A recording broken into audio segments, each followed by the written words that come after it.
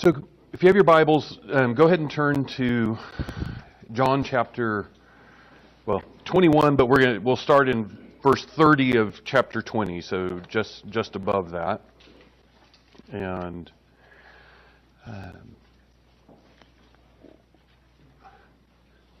we're going to focus in this session on this appearance that Jesus gives to 7 disciples along the Sea of Galilee. And in it, what we'll see is a kind of a pattern for how he goes about providing for his community post-resurrection. And so that's where we're headed.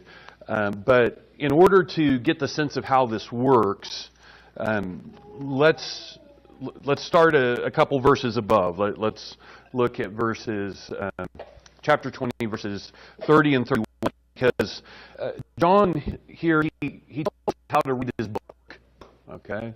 Or at least something very important about that. He tells us that it's a book of signs, okay? A book of signs. And so it starts this way. Many other signs, therefore, Jesus performed in the presence of his students.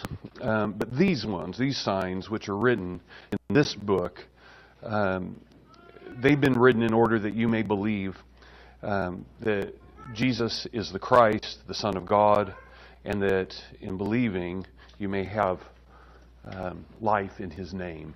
Right? So he tells us that this is a book of signs, and it's worth just kind of pausing to think about that, because that'll help us know how to read this next bit, this particular appearance. What's a sign? How do signs work? Right? What a sign does is it's something that when you think of it or look at it, it casts your attention. It directs you to what it's referring to, beyond itself to something else, right? And so really the most elemental form of a sign is this, right? You point, right? And we're actually rather extraordinarily good as human beings at kind of following, even just glancing like this, you know. And you've had these conversations. Somebody comes up and asks you something, you kind of, it's like he's over there, or right, and you get it. Like you can follow even just by kind of the glance of the eye. You know not to just look into the eye, but you look at what the eye's looking at, right? And kind of the movement from that to a gesture of a finger pointing. You know that if you want to understand what the person is trying to communicate, you don't fixate on the finger. Right? You're not going to get it by looking closely at the knuckle, right? Or checking out the fingernail. You follow what it's gesturing towards, right? That's how signs work, generally. And so when you come across, a big red sign with a white, band through the middle of it, that's supposed to not capture your attention as, an aesthetic something, but to make you think, oh, oncoming traffic, don't enter, all of this, right?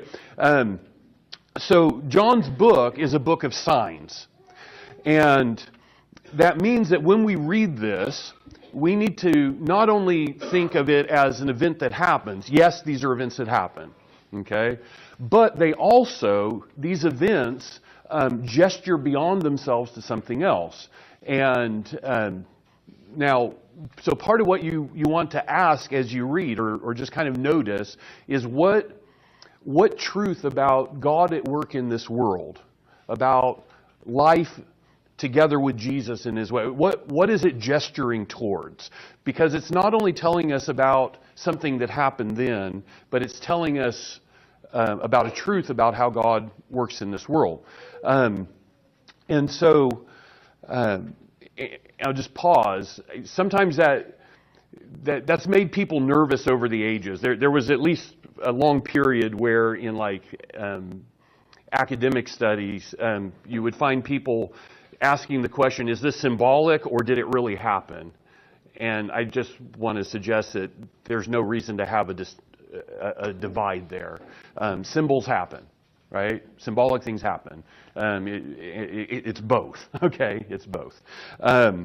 So what happens in this present story is that Jesus appears to 7 disciples on the shore of Galilee, and what this gestures toward, this event, there's a pattern in how he interacts with his students here on the side of Galilee that gestures toward, it kind of contains a pattern in seed form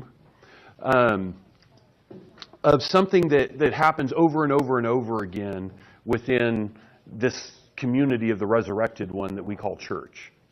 Okay, and so as what we're going to do is we read through. I'm going to we'll work at both of those. So he's there with the disciples, and he's also indicating kind of how he takes care of a community. And so we'll read both of those side by side as we go through this.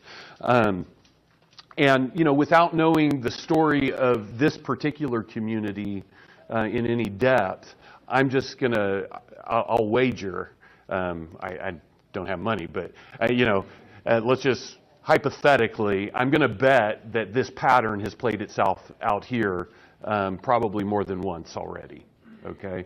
And so you tell me if I'm wrong by the time we get to the end of this, but I'm going to suspect that you've seen this sort of thing happen. Okay, so let's go through this just a little bit at a time. So after these things, verse 1, after these things, Jesus manifested himself, made himself visible again to his students along the Sea of Tiberias, which is Galilee, and he made himself visible in this way. Simon Peter and Thomas, who's called the twin, and Nathaniel, who's from Cana of Galilee, and the Zebedee brothers, and 2 other of his disciples were together. And Simon Peter says, "I'm going fishing." They say, "Okay, well then we're coming with you." So they go out, get into the boat, and that night they don't catch anything. They catch nothing.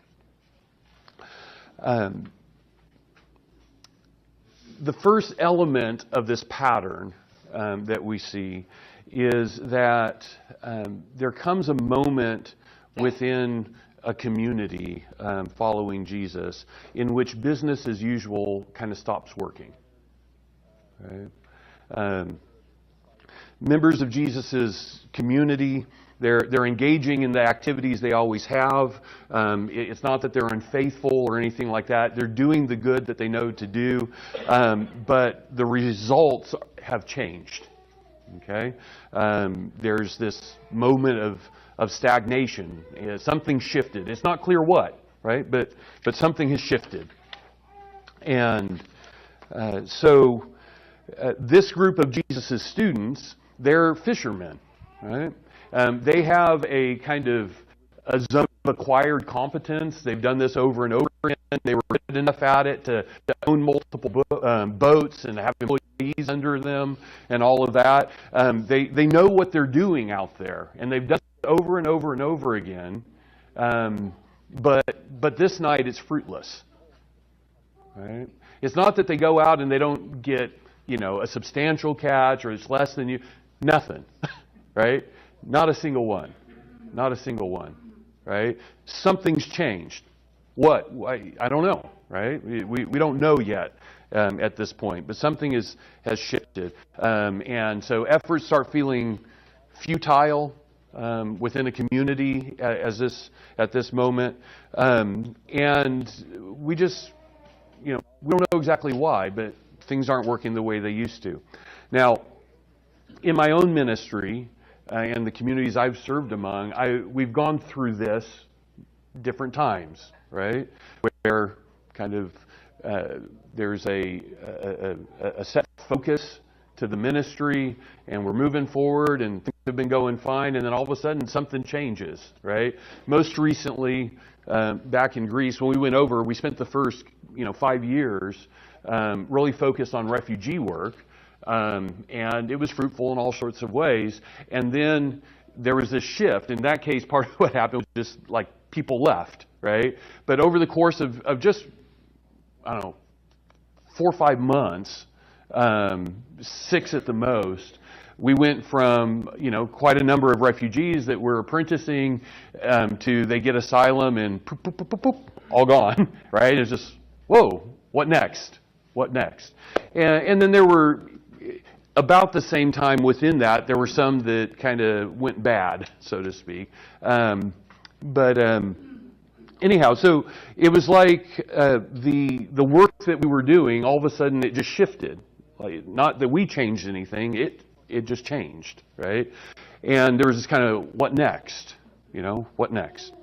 Now, verses 4 and 5. So at this point, what happens is you find Jesus he enters in unrecognizable, right? And he just kind of calls attention really gently to this new ineffectiveness, right? Something's changed, right? And so, verse 4, when it had already become morning, Jesus stood on the seashore. But the disciples didn't know that it was Jesus. And so Jesus says to them, children, you don't have anything to eat, do you? You don't have any fish, do you? Right? And they responded to him, no. And so he said to them, cast your net on the right side of the boat, and you'll make a discovery. Okay, and so they cast it, and they were no longer strong enough to pull it in because of the multitude of fish that's in it. I overshot a little bit. Let's pause there. So Jesus shows up, and he calls attention. And as we've said already, it's characteristic during these 40 days because of what we've already talked about, his wanting to train us to be able to recognize him by what he says and does, not just by the look of his face. Right? But it's characteristic that when he shows up, he's not recognizable as the same guy. Right? There's just one exception to this. That's where people immediately know who he is. And so, at this stage in the crisis, this kind of early stage, Jesus appears he's the one who's willing to come in and just say out loud, notice what anybody could notice if they wanted to pay attention to it. He's the one who will say, something's changed. How's that working? Why isn't that working? Right? Children, you don't have any fish, do you? Right? And so at this point, Jesus, still unrecognized, he calls for this small act of obedience. This is verses 6 and 7. And I'll read it again. So he says, cast your net on the right side of the boat, and you'll find something. Therefore, they cast their net, and they were no longer strong enough to pull it in because of the multitude of fish. Therefore, the disciple whom Jesus loved said to Peter, "It's the Lord." It's the Lord. Okay. So what happens here is Jesus, he enters into the community having kind of pointed out the ineffectiveness. He then kind of calls for a small act of obedience, right? To do something a bit different. And when that happens, when they respond in obedience, what follows is a kind of fruitfulness. There's this sudden effectiveness that actually creates a new problem. It's an unmanageable fruitfulness that takes place here. There's too many fish for them to be able to get it into the boat, right? So you move from the problem of things aren't working anymore to they're working too well, but in a way we don't know what to do with, right? And so, and in the midst of that kind of moment of chaos, of unmanageable fruitfulness, Jesus is recognized by somebody in the community. Okay, Now, part of what's going on here is that this event, on the Sea of Galilee after the resurrection, it rhymes, if I can put it that way. It shares some distinctive features of an event earlier in Jesus' ministry. Back in Luke chapter 5, you remember early in Peter's interaction with Jesus, Jesus, they've had a similar thing. They haven't caught fish. Jesus says, cast the net on the other side, and now they can't pull it in, right? So it's very, very, very similar. It's not identical, but very, very similar to what's going on here. And what happens at that time is Peter protests, right? He not strongly, but he says, we worked all night, we haven't caught anything, right? But then, just out of respect for Jesus, he does it, right? But at your word, I'll let in, right? And when he does that, there's this kind of astounding result. Now,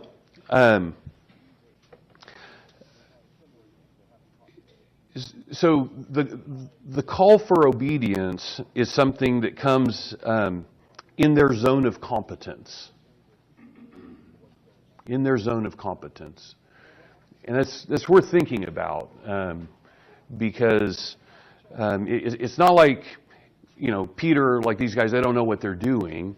And so it's the sort of place where sometimes we'd be willing or kind of inclined to think that, who are you to tell me what to do? Right? Who are you to say this? I mean, I kind of know what I'm doing here, kind of known for this thing, right? And Jesus says, try this. And we have that option. Like we can risk a little obedience, right? And it's a small thing. It's a small act of obedience, right? But when we do that, then suddenly there's a response that, like I said, it creates its own new problem. There's a kind of a shocking success, and they don't know what to do with it. And this is nothing new to the Jesus movement. I'll keep going back and forth between our experiences and things that you see in the early church, but we're kind of going through something similar right now, where after the refugees left, there was this, what do we do, right? And then there was this moment where somebody reached out and said, would you do things with us here, right? With North Macedonians, with Greeks and so forth. And so we did. And then there was the possibility of getting this library, which we did. So we brought in a 30,000 volume library, and it's turned into this whole community center. And there's this kind of sudden kind of influx of people and activities and all of that frankly we cannot keep up with. Okay? We're in over our head. Right? But what happened in all of that is that Jesus is doing something beyond us, right? Our obedience just kind of cracked a door, right? And all kinds of other people. He's using all kinds of other people besides us in this, but it is quite unmanageable, at the moment, right? Now, this is not new to the Jesus movement. If you just kind of think through Acts, you're going to see a similar thing, similar sorts of things take place. So, for instance, go to, say, chapter 6 of Acts, and basic faithfulness in taking care of the orphans and widows, just providing for the people around them, ministering in that way, has led to this kind of sudden growth that the community can't keep up all of a sudden. That it's just, it outstrips all their capacities. And so what do you do, right? What do? You just can't keep up. And so you kind of get this strange thing where the blessings become their own problem, right? And that's what happens at this moment. Now, what's really important is the next thing, okay? Because the next thing that happens here in the kind of the second part of verse 7 and into verse 8 is that you have one person, as the community's overwhelmed, as everything's in a bit of turmoil because of this new fruitfulness, you've got one person that kind of pulls out from management and draws near to Jesus. Okay? And that starts a kind of a new moment here. And so it says, therefore, Simon Peter, when he heard that it's the Lord, he wrapped his outer garment around him because he was stripped for work, right? And threw himself into the sea. And the other disciples came in the boat because they weren't far from the land, but were about 200 cubits, 100 yards. And they were dragging the net of the fish. Okay, so they catch all these fish, and it's more than they can handle. So you've got these 7 guys in the boat, and they're trying to manage this net full of fish, and it's too strong for them. But they're in the midst of that. Peter, he just says, I've got to get to Jesus, right? I've got to get to Jesus. And, Peter's impulsive, right? This is, famously so, right? It just, this is who he is. So when he knows that Jesus is on the shore, he just kind of that's the one thing. So he leaves everybody behind, dealing with, managing the crisis, dealing with what's suddenly become their unmanageable fruitfulness, right? He makes the minimal preparation for decency and kind of jumps in the sea and he gets over. So while the community is kind of desperate to find a way to manage, he's desperate to get to Jesus, right? To talk with him. And, I don't know if Peter even knew what he wanted to say or do with Jesus, but he gets there, right? And as he draws near to Jesus, this is important to notice, Jesus has not forgotten the community that is struggling. Jesus has not forgotten that. Even as he receives Peter. And so one way you could look at this, it sometimes feels like it's rather self-indulgent of the person that kind of pulls out to draw near, because so much is going on, right? And we're all strained, right? And we can't keep up with this. And why aren't you here trying to, with us, right? But the Lord actually, He's going to use the fact that one person draws near in a new way to alter things for the whole community. Okay? And this is important because it's part of the dynamic by which He provides for, the resurrected one provides for his community is going to have to do with gifting particular people within that to do things that maybe even the whole community together wouldn't be capable of doing apart from that special gifting. And so, again, this is a pattern that you see.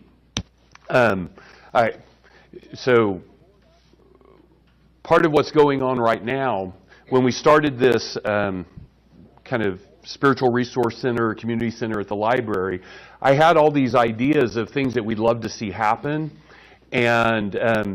And I, in my imagination, these are all things I'd love to do, right? And so we'll do book club and we'll have discussion groups and things like this. And part of what has happened is, I don't have the bandwidth to do all of that, but God is kind of bringing other people in or who are showing up to they show up, they have a discussion group, but there's no place to host it, and they want to do this, and it's aligned with, right? And so he's bringing that in and book club, things like this. So he's bringing others in. And there's a similar sort of thing here that repeats all the way through the church's history. Go back to the Jerusalem community, that issue in Acts chapter 6.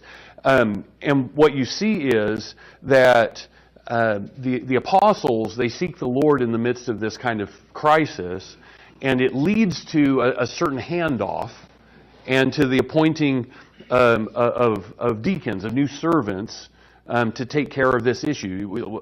If the Greek-speaking widows aren't getting food, let's find Greek-speaking servants to take care of them, right? And so there's a kind of turnover. There's a new type of leadership that emerges to deal with this new fruitfulness, right? Now, so Peter draws near. Now, at this point, verse 9, right?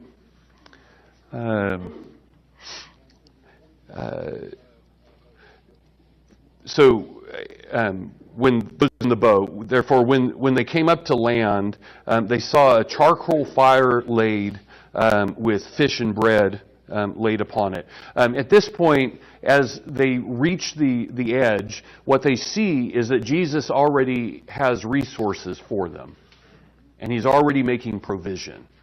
He's already making provision. So even when they're out at sea, not catching anything, and then in the midst of all of the chaos that comes from this little act of obedience, Jesus, he already has breakfast ready. Okay? It is generally true that whether we can see it or not, Jesus already has the resources needed for what He's doing in His community. Okay? We can trust that. Okay? And at the moment where they're needed, they will be revealed. We will see them. Okay? We will see them. Now, verses 10 and 11. Okay? This is the point at which you see Jesus kind of empowering somebody in a special way. So Jesus says to them, bring some of the fish that y'all caught. Therefore, I love this. Simon Peter went and takes up the net onto the land, and it's full of 153 big fish. And even though there were so many, the net did not tear, was not torn. Okay, the net was not torn.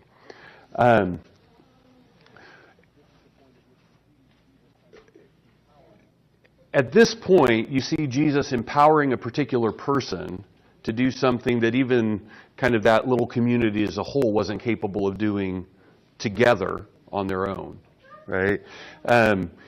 So remember, you've got 6 guys that are doing all they can to drag this thing, and they can't get it out of the sea, right? And Jesus says, okay, go get some fish. And Peter walks over all by himself, pulls this thing together, and takes it up onto the land.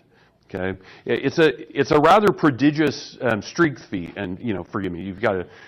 So sometimes language helps, and sometimes it's stone lifting that makes you think of these things. But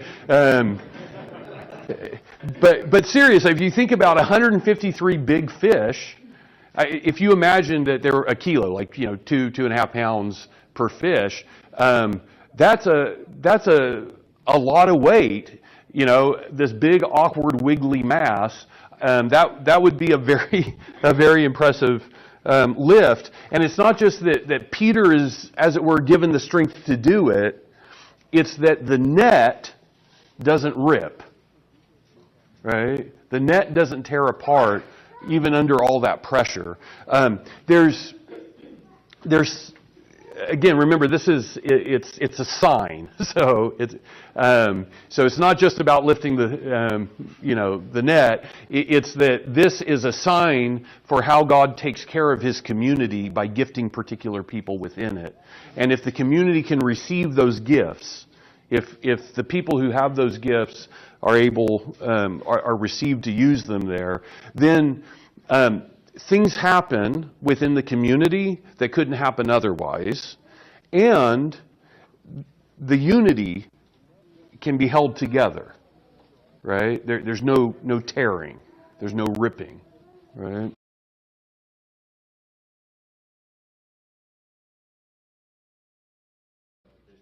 Yeah, so I think that the 153 is also symbolic, and so there's a footnote in the notes, and you can go to. I thought I wouldn't drag everybody through it, but I just point out this. So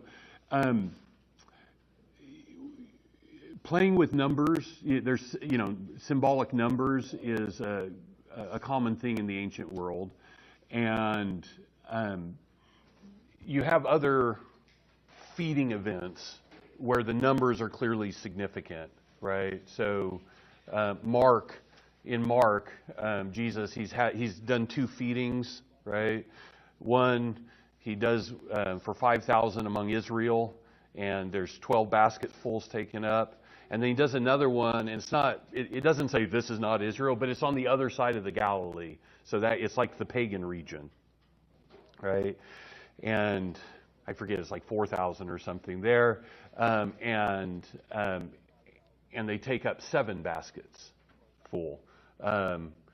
And so later, he says, well, when they're shocked at him stilling the storm and so forth, he says, don't you get this yet? And all of us are like, no, none of us get this, right? And he says, well, how many baskets full came out from here? 12. How many from this one? 7. Don't you get it, right? And I think a lot of us are like, no, I don't get it, right? But probably what's going on there is that you have some reference to the 12 tribes, there. And on the other side is where you had the 7 nations of the Canaanites, the remnants of them, was the thought among, the people of Jesus' day. You find references in rabbinic literature. And so probably the 7 basketfuls there are kind of symbolic of his care for the nations, right? And kind of the point is he's got enough for both, right? And if you get that, if you get his provision, then it shouldn't be a huge leap to he can probably take care of whatever's rumbling under the sea, right?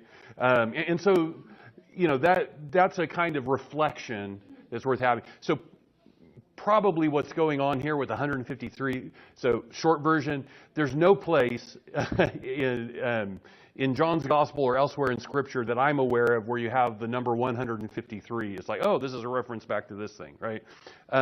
But what you do have, if you go back to the feedings story earlier in John, you have you have 7. How does it work? Let me find it here.